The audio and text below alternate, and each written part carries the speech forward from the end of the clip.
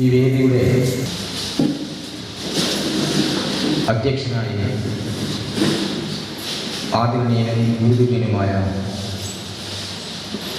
K Yashodharan sir അവരുടെ ആദരവോടെ ക്ഷണിക്കുകയാണ്.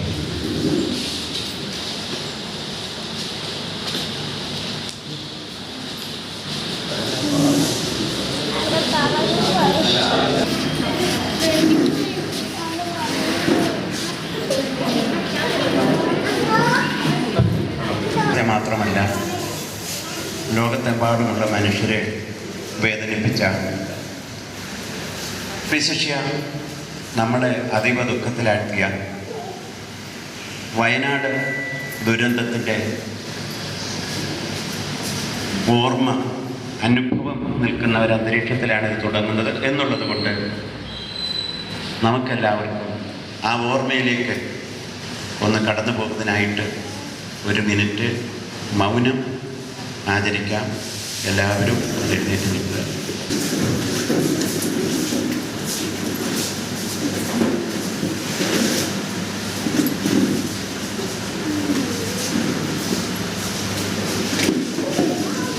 ഈ യോഗത്തിന് സ്വാഗതം പറയാനും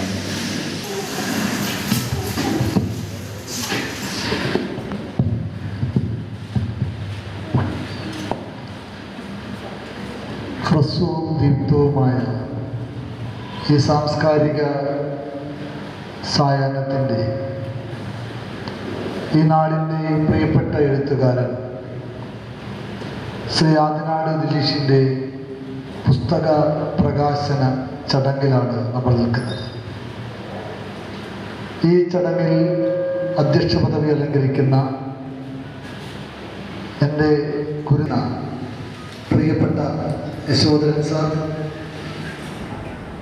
ഈ പരിപാടിയിൽ മുഖ്യ പ്രഭാഷണം നിർവഹിക്കുവാനെത്തിയ എഴുത്തുകാരനും ഭാഗങ്ങളിലും ഷാർജ അടക്കമുള്ള പ്രവാസ ലോകത്തും പ്രഭാഷണ കലയുടെ ഏറ്റവും വലിയ അത്ഭുതങ്ങൾ സൃഷ്ടിച്ച പ്രഭാഷകനുമായ ശ്രീ പി കെ അനിൽകുമാർ,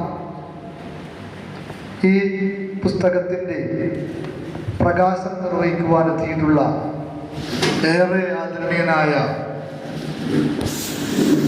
ഓണാട്ടുകരയുടെ സാഹിത്യ ചരിത്രത്തിൽ എഴുതി വെക്കാവുന്ന പേരുള്ള ഡോക്ടർ ശ്രീ ഉണ്ണികൃഷ്ണൻ സാർ, ഇവിടെ എത്തുമെന്ന് പ്രതീക്ഷിക്കുന്ന ചലച്ചിത്ര സംവിധായകൻ ശ്രീ കുഞ്ഞുമോൻ ദാഹ, ഈ പുസ്തകം പരിചയപ്പെടുത്തുന്ന കവിയും പ്രസാധകനും സാംസ്കാരിക പ്രവർത്തകനുമൊക്കെയായ ഈ നാടിൻ്റെ പ്രിയപ്പെട്ട സാഹിത്യ സ്പന്ദനങ്ങളുമായി നടക്കുന്ന ശ്രീ സലാം പനച്ചമോട്, പുസ്തകം ഏറ്റുവാങ്ങാനെത്തിയ ആദിനാട് ദിലീഷിൻ്റെ പ്രിയപ്പെട്ട അമ്മ ശ്രീമതി ലീല ഉത്തമൻ, ആശംസ പ്രസംഗം നേരുവാനെത്തിയിട്ടുള്ള ജയപ്രകാശ് മേനോൻ, ശ്രീ എം ശ്രീകുമാർ, ആദിനാട് തുളസി, സന്തോഷ് കുമാർ പ്ലാശ്ശേരി, ഇർഷാദ് ബഷീർ, രജിത രമേശ്, നന്ദി പറയുന്ന റിന്റു ദിലീഷ്. ഏറ്റവും അവിചാരിതമായ ഒരു സാഹചര്യത്തിലാണ് ഞാൻ ഈ സ്വാഗത പ്രസംഗകനായി നിങ്ങളുടെ മുമ്പിലെത്തുന്നത്. എൻ്റെ പേരിവിടെ ആശംസാ പ്രസംഗത്തിലായിരുന്നു. സ്വാഗതം പറയേണ്ട ശ്രീ കൃഷ്ണകുമാർ സാറിന് എന്തോ അസൗകര്യപ്പെട്ടതുണ്ടായത് കാരണം അദ്ദേഹത്തിന് വരാൻ കഴിഞ്ഞിട്ടില്ല. ഒരു എഴുത്തുകാരൻ്റെ പുസ്തകം അദ്ദേഹത്തിൻ്റെ ഭൂമികയിൽ തന്നെ അതിനെ പ്രകാശനം ചെയ്യപ്പെടുക എന്നുള്ളത് തന്നെ ഏറ്റവും വലിയ ധീരമായ ഒരു ദൗത്യവും അതിന് കിട്ടുന്ന ആഗ്രഹത്തിന് കൊടുക്കുന്ന ഏറ്റവും വലിയൊരു അംഗീകാരവുമാണ്. പലപ്പോഴും നമ്മുടെ നാടിൻ്റെ ഏറ്റവും വലിയ ഒരു പ്രശ്നം, നമ്മുടെ നാടിൻ്റെ മാത്രമല്ല ലോകത്തെമ്പാടും അതാത് സ്ഥലങ്ങളിൽ ആ എഴുത്തുകാരൻ ആദരിക്കപ്പെടാതെ പോകുന്നത്, അദ്ദേഹത്തിൻ്റെ കൃതികൾ ചർച്ച ചെയ്യപ്പെടാതെ പോകുന്നത്, അതൊരു പക്ഷേ എഴുത്തുകാരൻ്റെ ദുഃഖം മാത്രമല്ല, അത് സാംസ്കാരികമായ ഒരു ദുഃഖം കൂടിയാണ്. ഇവിടെ ശ്രീ ആദിനാട് ദിലീഷ് എഴുതുന്ന രണ്ടാമത്തെ നോവലാണ്. അദ്ദേഹം ചെറുകഥകൾ അടക്കം എഴുതിയിട്ടുണ്ടെന്നുള്ളതാണ് എനിക്ക് മനസ്സിലാക്കാൻ കഴിയുന്നത്. അദ്ദേഹത്തിൻ്റെ ഒരു പുസ്തകം വർഷങ്ങൾക്ക് മുമ്പ് കരുനാഗപ്പള്ളി ടൗൺ ക്ലബിലാണ് പ്രകാശനം ചെയ്യപ്പെട്ടത് എന്ന് ഞാൻ മനസ്സിലാക്കുന്നു. ആ ഒരു പുസ്തകത്തിൻ്റെ കോപ്പി എൻ്റെ കയ്യിലുണ്ട്. എന്തൊക്കെ പറഞ്ഞാലും നമ്മുടെ ഈ നാടിൻ്റെ പ്രിയപ്പെട്ട എഴുത്തുകാരനായ വലിയ സാഹിത്യകാരൻ AP കളക്കാട് അടക്കമുള്ളവർ ഒരുപക്ഷെ ശ്രീ ആദിനാട് ദിലീഷിനെ സ്വാധീനിക്കപ്പെട്ടിട്ടുണ്ടായിരിക്കാം. എഴുത്തുകാരനും എഴുത്തിൻ്റെ ലോകവും ഒക്കെ വല്ലാതെ വക്രീകരിക്കപ്പെടുന്ന ഒരു കാലഘട്ടത്തിലൂടെയാണ് നമ്മൾ ജീവിക്കുന്നത്. നമുക്കറിയാം, ഒരു കാലത്ത് നമുക്ക് സാഹിത്യത്തെയും അതിൻ്റെ ഇടപെടലുകളുമൊക്കെ നമ്മുടെ മനസ്സുകളിൽ സൃഷ്ടിച്ച മാനവികതയുടെ ഒരു വലിയ ബോധമുണ്ടായിരുന്നു. അത് മനുഷ്യ ജീവിതത്തിൻ്റെ സംസ്കാരത്തിൻ്റെ ഭാഗം കൂടിയായിരുന്നു. പക്ഷേ പിൽക്കാലത്ത് നമ്മൾ വീട്ടകങ്ങളിലേക്ക് ഒതുങ്ങിക്കൂടിയപ്പോൾ, നമുക്ക് നമ്മുടെ അയൽബന്ധങ്ങൾ മുറിഞ്ഞു പോയപ്പോൾ, എവിടെയൊക്കെയോ ചില തേങ്ങലുകൾ, ചില മുറിപ്പാടുകൾ വീണുപോയിട്ടുണ്ട് എന്നുള്ള യാഥാർത്ഥ്യം നമ്മൾ അംഗീകരിച്ചേ മതിയാവും. സാഹിത്യത്തിൽ അധികമില്ലാത്ത ഒരു ഏർപ്പാടായിരുന്നു ജാതീയതയും മതവെറിയുമൊക്കെ. ഇപ്പോൾ ചിലരുടെയൊക്കെ പെരുമാറ്റം കാണുമ്പോൾ അങ്ങനെയൊക്കെ വന്നു പോകുന്നു എന്നുള്ള ഒരു യാഥാർത്ഥ്യം നമ്മുടെ വായനയുടെയും ചിന്തയുടെയും ഒക്കെ തിരിച്ചറിവുകളിൽ പെടുന്നു. എഴുത്തുകാരൻ എപ്പോഴും അയാൾ എന്താണോ എഴുതുന്നത്, അയാളുടെ യഥാർത്ഥ മാനിഫെസ്റ്റോ, അയാളുടെ സ്വത്വം എന്ന് പറയുന്നത് മാനവികതയാണ് എന്ന് ഞാൻ മനസ്സിലാക്കുന്നു. ആ മാനവികതയിൽ ഉൾക്കൊണ്ടുകൊണ്ട് അപരന്റെ സ്വരവും സംഗീതമായി ആസ്വദിക്കുന്ന ഒരു മനോഭാവത്തിൻ്റെ ഉടമയായിരിക്കണം ഒരു എഴുത്തുകാരൻ എന്ന് ഞാൻ മനസ്സിലാക്കുന്നു. ആ എഴുത്തുകാരന് ഇതിൽ നിന്ന് എവിടെങ്കിലും അപപ്രശ്നം സംഭവിച്ചാൽ ആ എഴുത്തുകാരൻ്റെ നിലപാടുകളും അയാളുടെ എഴുത്തും തമ്മിൽ വലിയ വ്യത്യാസങ്ങളിലേക്ക് പോകുന്നു. അങ്ങനെ ചില സംഗതികൾ കൂടി നമ്മൾ ഈ അവസരത്തിൽ ചിന്തിക്കേണ്ടിയിരിക്കുന്നു. എങ്കിലും പ്രകൃതിയുടെ താണ്ഡവമാടിയ വയനാടൊക്കെ നമ്മുടെ മുമ്പിൽ നിൽക്കുമ്പോൾ ഒരു മനുഷ്യക്കുരുതി, മനുഷ്യൻ എത്രത്തോളം പ്രകൃതിയെ ചൂഷണം ചെയ്യുന്നു, അല്ലെങ്കിൽ അതിന് മറ്റൊരു ചൂഷണത്തിന് വിധേയമായ ഒരു സമൂഹം എവിടെയെങ്കിലും ഉണ്ടായിട്ടുണ്ടെങ്കിൽ അതിൻ്റെ കെടുതികളൊക്കെ അനുഭവിക്കുന്നത് അടിസ്ഥാനവർഗമായ സാധാരണക്കാരായ ജനങ്ങളാണ്.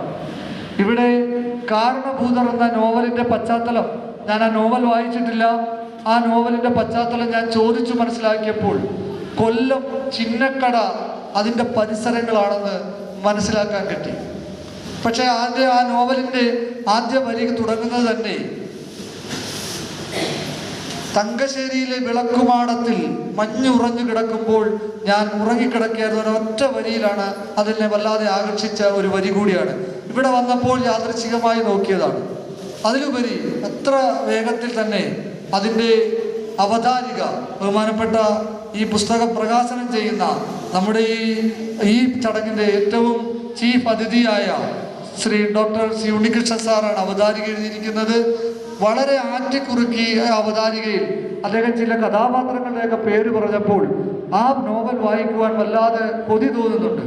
ഇവിടെ ഞാൻ ഓർക്കുന്നത് നമ്മുടെ കാക്കനാടൻ സാർ എഴുതിയ, നമ്മുടെ ബേബിച്ചാൻ എഴുതിയ, കൊല്ലത്തിൻ്റെയും ദേശിങ്ങനാടിൻ്റെയും പ്രിയപ്പെട്ട കഥാകാരൻ എഴുതിയ, ആധുനികതയുടെ സൃഷ്ടാക്കളിൽ ഒരാൾ കൂടിയായ കാക്കനാട് എഴുതിയ കമ്പോളം എന്ന നോവലാണ്. അതും ചിന്നക്കടയുടെയും കൊല്ലത്തിൻ്റെയും ഒക്കെ പശ്ചാത്തലത്തിൽ ഇതൾ വിടർന്ന ഒരു ഭൂമിശാസ്ത്രമായിരുന്നു.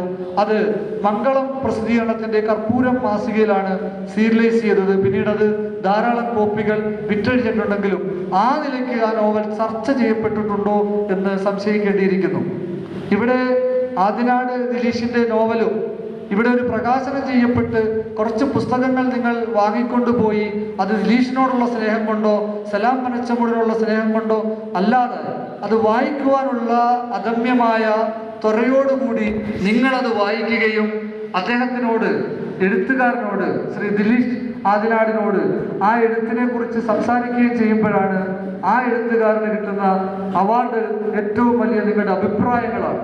ഇന്ന് സാമൂഹിക മാധ്യമങ്ങളുടെ ശക്തമായ ഇടപെടലുകളുടെ കാലത്ത് പലരും വിലപിക്കാറുണ്ട്. വായന മരിച്ചു, ആർക്ക് വേണം? പുസ്തകങ്ങളൊക്കെ വായിക്കുന്നവരാരുണ്ട്?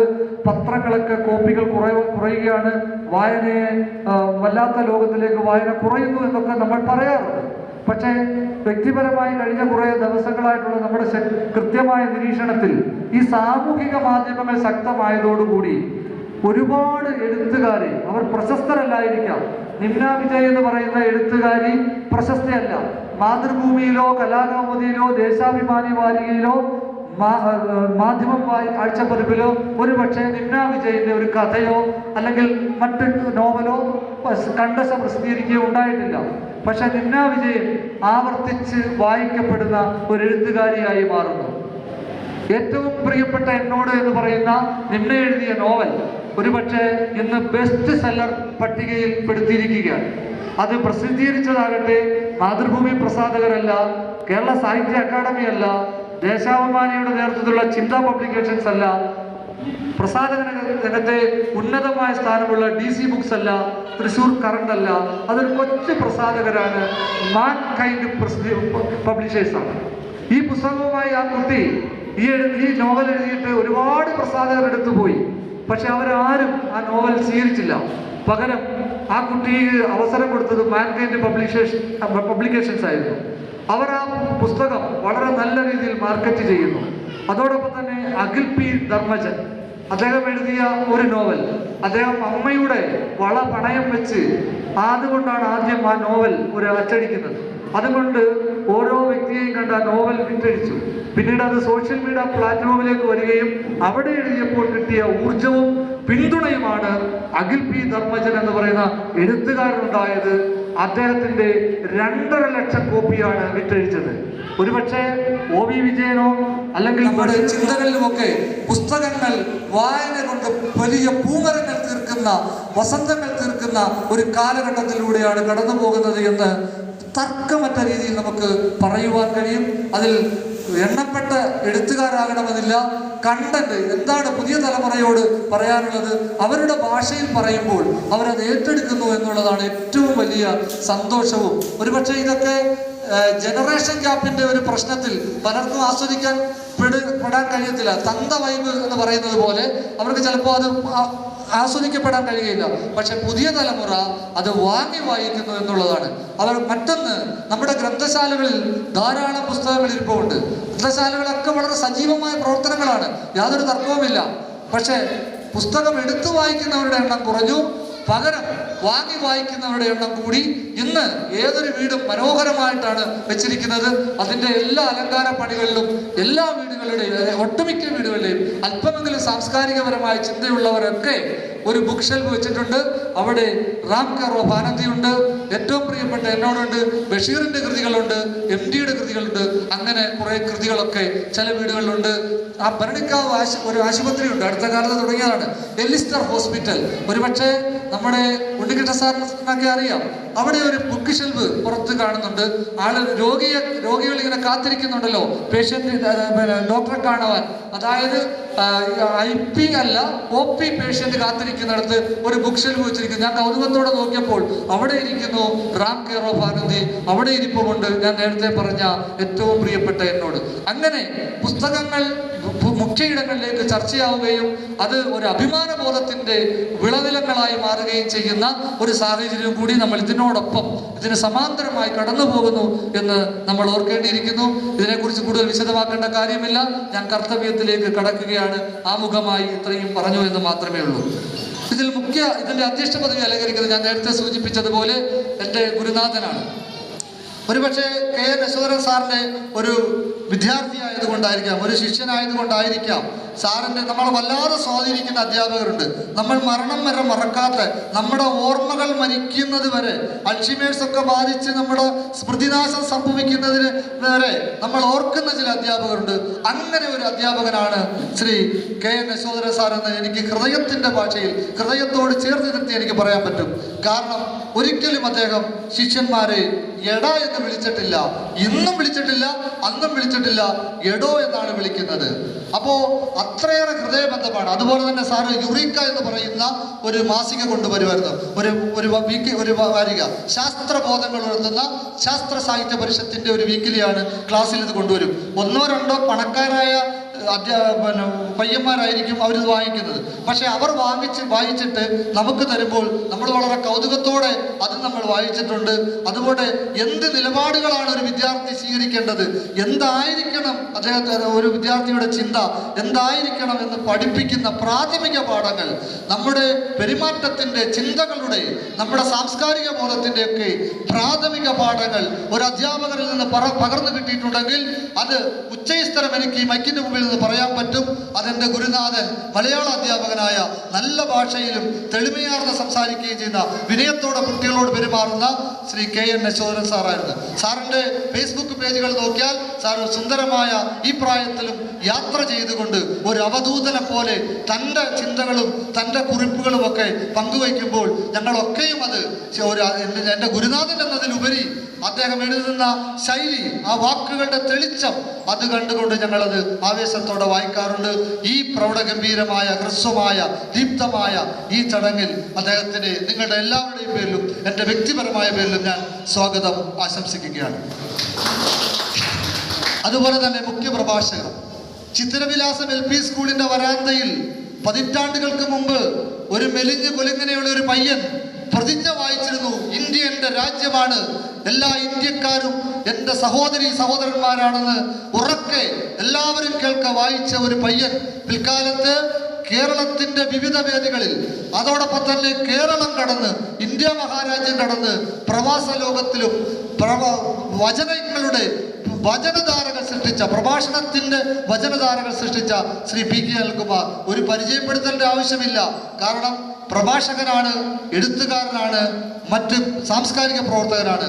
നിരവധി അവാർഡുകൾ പ്രസംഗകലയിലൂടെ നേടിയിട്ടുള്ള, ഡിബേറ്റിലൂടെ നേടിയിട്ടുള്ള അനിൽകുമാറിന് വിശേഷണമില്ല. പ്രസംഗത്തിന്റെ പര്യായ പദമാണ്. നിരവധി പുസ്തകങ്ങൾ അദ്ദേഹം എഴുതിയിട്ടുണ്ട്. അദ്ദേഹം എഴുതിയിട്ടുള്ള പുസ്തകങ്ങൾ എല്ലാം പ്രഭാഷകന്റെ വചന വഴികൾ എന്ന് പറയുന്ന ഒരു പുസ്തകം പ്രഭാഷണം ആഗ്രഹിക്കാൻ കൊതിക്കുന്ന വിദ്യാർത്ഥികൾക്ക് ഒരു ഗൈഡാണ്, ഒരു നിഘണ്ടുവാണ്, ഒരു വഴി വെളിച്ചമാണ്. അത് നിങ്ങൾ വാങ്ങി വായിക്കുക. എൻ്റെ പ്രിയ സുഹൃത്തും മാധ്യമപ്രവർത്തകനും എഴുത്തുകാരനും നല്ല പ്രഭാഷകനുമായ ശ്രീ PK അനിൽകുമാറിന് നിങ്ങളുടെ പേരിലും എൻ്റെ പേരിലും ഹൃദയത്തിൽ തൊട്ട് സ്വാഗതം ആശംസിക്കുന്നു. ഈ പരിപാടിയിൽ പ്രധാന അതിഥിയായി എത്തിയ, ഒരുപക്ഷെ പുസ്തക പ്രകാശനം നിർവഹിക്കുന്ന doctor C Unnikrishnan sir, Sasthamkotta Devaswom board കോളേജിൽ നിന്നും പ്രിൻസിപ്പൽ ആയി വിരമിച്ച ഡോക്ടർ C ഉണ്ണികൃഷ്ണൻ സാർ മുൻ സാഹിത്യ അക്കാദമിയിൽ അംഗമായിരുന്നു. എഴുത്തുകാരനാണ്, പ്രഭാഷകനാണ്. സാർ എത്ര പുസ്തകങ്ങൾക്ക് അവതാരിക എഴുതിയിട്ടുണ്ടെന്ന് ചോദിച്ചാൽ ഒരുപക്ഷെ സാറിൻ്റെ പോലും കണക്ക് പറയാൻ കഴിയില്ല. കാരണം അത്രയേറെ അവതാരികകൾ കൊണ്ട് സമ്പന്നമായ ഒരു എഴുത്തിൻ്റെ വലിയ ലോകം അദ്ദേഹത്തിൻ്റെ കൂടെയുണ്ട്. അതോടൊപ്പം തന്നെ അദ്ദേഹം നിരവധി പുസ്തകങ്ങളുടെ രചയിതാവാണ്, നല്ല പ്രഭാഷകനാണ്. അദ്ദേഹം ഇന്ന് പടിഞ്ഞാറേ കല്ലട ഗ്രാമപഞ്ചായത്തിന്റെ അധ്യക്ഷ പദവി അലങ്കരിക്കുന്നു. പൂക്കാസ എന്ന് പറയുന്ന സാംസ്കാരിക കൂട്ടായ്മയായ അതിൻ്റെ ജില്ലാ സെക്രട്ടറിയായിട്ടും അദ്ദേഹം ചുമതല നിർവഹിക്കുന്നുണ്ട്. നല്ല പ്രഭാഷകനും എഴുത്തുകാരനും പുതിയ എഴുത്തിന്റെ വഴികളിലൂടെ അദ്ദേഹം നമുക്ക് അവതാരിക കൊണ്ട് കയ്യൊപ്പിട്ടുകൊണ്ട് അദ്ദേഹം ആശീർവദിക്കുന്ന പ്രിയപ്പെട്ട ഒട്ടേറെ ശിഷ്യസമ്പത്തുള്ള ഡോക്ടർ C ഉണ്ണികൃഷ്ണൻ സാറിന് ഹൃദയത്തിൽ തൊട്ട് നിങ്ങൾക്ക് വേണ്ടിയും എൻ്റെ വ്യക്തിപരമായ പേരിലും സ്വാഗതം ആശംസിക്കുകയാണ്. ഇവിടെ വരാമെന്നേറ്റ ശ്രീ കുഞ്ഞുമോൻ ദാഹ, അദ്ദേഹം എത്തിയിട്ടുണ്ട് എന്ന് എനിക്കറിയില്ല. അദ്ദേഹം പോന്തിവയിലാണ്. അദ്ദേഹം ഒരു ചലച്ചിത്ര സംവിധായകനാണ്. ഞാൻ പല വേദികളിലുമൊക്കെ അദ്ദേഹത്തെ പരിചയപ്പെട്ടിട്ടുണ്ട്. വലിയൊരു ഹൃദയബന്ധമില്ലെങ്കിലും അദ്ദേഹത്തെയും ഞാൻ അതിഥി പ്രഭാഷണത്തിനെത്തുന്ന അദ്ദേഹത്തെയും ഞാൻ സഹർഷം സ്വാഗതം ചെയ്യുന്നു. ഞാൻ നേരത്തെ പറഞ്ഞതുപോലെ പുസ്തകം പരിചയപ്പെടുത്തുന്നത് നിങ്ങളിൽ ഒരാളാണ്, ഈ നാടിൻ്റെ ഒരാളാണ്. ഈ നാടിൻ്റെ പേര് തൻ്റെ തൂലികാനാമത്തിനോടൊപ്പം ചേർത്തുകൊണ്ട് സലാം പനച്ചമൂട് എന്ന് പറയുന്നത് ഒരു കൊച്ചു വാർഡാണ്. അദ്ദേഹത്തിന് വേണമെങ്കിൽ ആദിനാട് ഉപയോഗിക്കാം, KS പുരം ഉപയോഗിക്കാം, കരുനാഗപ്പള്ളി ഉപയോഗിക്കാം. അതൊക്കെയും മാറ്റി വെച്ചുകൊണ്ട് തൻ്റെ ഗ്രാമത്തിൻ്റെ വിശുദ്ധിയും ഒക്കെ ചേർത്ത് വെക്കുന്ന ഒരു കവിയാണ് സലാം പനച്ചമൂട്. എനിക്ക് ഈ സലാം പനച്ചമൂടിനെ അറിയുന്നത് സോഷ്യൽ മീഡിയയിലൂടെയാണ്. മനോഹരമായ കവിതകൾ അദ്ദേഹം 2014, 15, 16 കാലഘട്ടത്തിൽ എഴുതിയിട്ടുണ്ട്. അതിനെല്ലാം ഞാൻ അതിനെൻ്റെ അഭിപ്രായം രേഖപ്പെടുത്തിയിട്ടുണ്ട്. അന്നൊന്നും എൻ്റെ ആദിനാട്ടിലെ ഒരു കൊച്ചു പ്രദേശമായ പനച്ചമൂടുകാരനാണ് എന്നല്ല ഞാൻ വിചാരിച്ചത്. പകരം തിരുവനന്തപുരം ജില്ലയിലെ കാട്ടാക്കടയിൽ ഒരു പനച്ചമൂടുണ്ട്. അത് കുറച്ചുകൂടി ഫേമസ് ആയ സ്ഥലമാണ്. ആ പനച്ചമൂട്ടുകാരനാണ് എന്നാണ് ഞാൻ കരുതിയത്. പക്ഷേ യാദൃശ്ചികമായി അദ്ദേഹത്തെ ഈ കൊച്ചാലമൂട് ജംഗ്ഷനിൽ വെച്ച് ഒരിക്കൽ പരിചയപ്പെടാൻ പറ്റി. അദ്ദേഹം ഒരുപാട് നല്ല കവിതകൾ എഴുതുകയും അദ്ദേഹം നല്ല ഇതുപോലൊക്കെയുള്ള പരിപാടികൾ സംഘടിപ്പിക്കുകയും ഒക്കെ ചെയ്യുന്ന നിങ്ങളുടെ നാടിൻ്റെ പ്രിയപ്പെട്ട സാംസ്കാരിക പ്രവർത്തകൻ, കവി, പ്രസാധകൻ ആയ എൻ്റെ പ്രിയ സുഹൃത്ത് ശ്രീ സലാം പനച്ചമൂടിന് ഹൃദയത്തിൽ തൊട്ട് സ്വാഗതം ആശംസിക്കുകയാണ്. നിങ്ങൾക്ക് വേണ്ടിയും എനിക്ക് വേണ്ടിയും. ഈ അമ്മ ഭാഗ്യവതിയാണ്. ഞാൻ പറയൂ, ഈ അമ്മ വലിയ ഭാഗ്യവതിയാണ്. കാരണം സ്വന്തം മകൻ എഴുതിയ ഒരു പുസ്തകം ഏറ്റുവാങ്ങുവാൻ കഴിയുന്ന ആ മാതൃ മനസ്സുണ്ടല്ലോ, ആ മാതൃ ചിന്തകൾ ഒരു പക്ഷേ ആത്മാഭിമാനത്തിൻ്റെ പുളകിതമായ മനസ്സുമായിട്ടായിരിക്കും ഈ അമ്മ ഈ വേദിയിലിരിക്കുന്നത്. എത്ര സുന്ദരമായ നിമിഷമാണ് അമ്മ കടന്നു പോകുന്നത്. തൻ്റെ മകൻ ഒരു എഴുത്തുകാരനായി അദ്ദേഹം പഠിച്ച സ്കൂളിൻ്റെ ഈ ബിൽഡിങ്ങിൽ നിന്നുകൊണ്ട് ആ പുസ്തകം ഏറ്റുവാങ്ങാൻ കഴിയുക. എത്ര ഭാഗ്യവതിയാണ് ശ്രീ ദിലീഷ് ആദിനാടിനെ പ്രസവിച്ച അമ്മ എന്ന് ഞാൻ മനസ്സിലാക്കുന്നു. ആ അമ്മയ്ക്ക് ഇതിൽ ഔപചാരികതയുടെ പേരിൽ എനിക്ക് വേണ്ടിയും ഈ പുസ്തകം ഏറ്റുവാങ്ങുന്ന ആദിനാട് ദിലീഷിന്റെ പ്രിയപ്പെട്ട അമ്മയ്ക്ക് ശ്രീമതി ലീല ഉത്തമന് നിങ്ങളുടെ പേരിലും എൻ്റെ പേരിലും ഔപചാരികത പേരിൽ സ്വാഗതം ആശംസിക്കുകയാണ്. ഈ പരിപാടിയിൽ നമുക്ക് ആശംസകൾ നേരുവാനെന്ന് ഏറ്റിരുന്ന ശ്രീ ജയപ്രകാശ് മേനോൻ സാർ വരുമെന്ന് പ്രതീക്ഷിക്കുന്നു. ഒരു എഴുത്തുകാരനാണ്. അതോടൊപ്പം തന്നെ കേരളത്തിലെ ഏറ്റവും വലിയ, ഇന്ത്യയിലെ ഏറ്റവും വലിയ നമ്മുടെ ഗവൺമെൻറ് ജീവനക്കാരുടെ സംഘടനയായ NGO യൂണിയൻ്റെ വലിയ ഭാരവാഹിയായ, ഏറ്റവും മുഖ്യ ഭാരവാഹിയായിട്ട് റിട്ടയർ ചെയ്ത ആളാണ് ശ്രീ ജയപ്രകാശ് മേനോൻ സാറിനെ ഹൃദയത്തിൽ ചേർത്തുകൊണ്ട് നിങ്ങൾക്ക് വേണ്ടി സ്വാഗതം ആശംസിക്കുന്നു. ശ്രീകുമാർ സാർ സൗമ്യവും ദീപ്തവുമായ ഒരു വ്യക്തിത്വത്തിനുടമയാണ് ശ്രീ M. ശ്രീകുമാർ സാർ. അദ്ദേഹത്തിൻ്റെ വായനയും വളരെ വലുതാണ്. അദ്ദേഹത്തിൻ്റെ ഇടപെടലുകൾ, അടുത്ത കാലത്ത് കുറച്ച് കൂടുതൽ അടുത്ത് സഹകരിക്കാൻ കഴിഞ്ഞപ്പോൾ ഒരു റോസാപ്പൂ വിരിയുന്നത് പോലെ ഒരു സുന്ദരമായ ഒരു ഇടപെടൽ നടത്തുന്ന ഒരു ചെറിയ കാറ്റ് പോലെയാണ് അദ്ദേഹത്തിൻ്റെ സൗഹൃദങ്ങളൊക്കെയും. ശ്രീകുമാർ സാർ നല്ല വായനക്കാരനാണ്, ഒരു പബ്ലിഷർ കൂടിയാണ്. അദ്ദേഹം ഒരു കൂട്ടായ്മയുടെ പബ്ലിഷറാണ്. അദ്ദേഹത്തിനും ശ്രീകുമാർ സാറിനും ഞാൻ ഹൃദയത്തിൽ തൊട്ട് നിങ്ങൾക്ക് വേണ്ടിയും എനിക്ക് വേണ്ടിയും ഈ ചടങ്ങിന് വേണ്ടി സ്വാഗതം ആശംസിക്കുന്നു. ആദിനാട് തുളസി എത്തിയിട്ടില്ല, വരുമെന്ന് പ്രതീക്ഷിക്കുന്നു. സ്വാഗതം ആശംസിക്കുന്നു.